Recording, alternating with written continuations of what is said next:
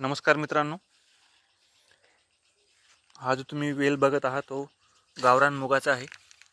मित्रांनो, बऱ्याचदा आपल्याला वाटतं की हायब्रिड बियाणं जास्त उत्पादन देतात, पण मुगाच्या बाबतीत हे जरा गणित वेगळं आहे.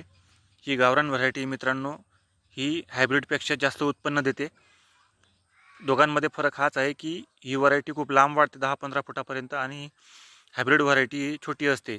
साधारण 1 ते 1.5 फूट 2 फुटापर्यंत त्याची हाईट वाढते. हे 10-15 फुटापर्यंत वाढते. बघू शकतात किती मोठा वेल आणि तुम्हाला मी किती माल लागला आहे ते पण दाखवतो. हे बघा मित्रांनो, किती भरपूर मोठ्या प्रमाणात शेंगा लागला. एकच वेल आहे याचा.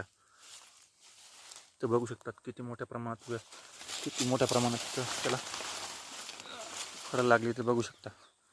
अतिशय हजारोच्या संख्येने तिथं आहे आणि हा एकच वेल आहे मित्रांनो. 2-3 वेल नाही आहेत. हा एकच वेल लावलेला आहे, एवढा मोठा पसरलेला आहे.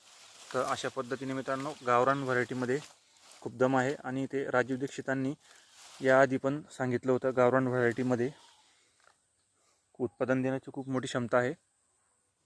फक्त त्याला ऑर्गॅनिक पद्धतीने एक व्यवस्थित पद्धतीने आपल्याला ते करता यायला पाहिजे.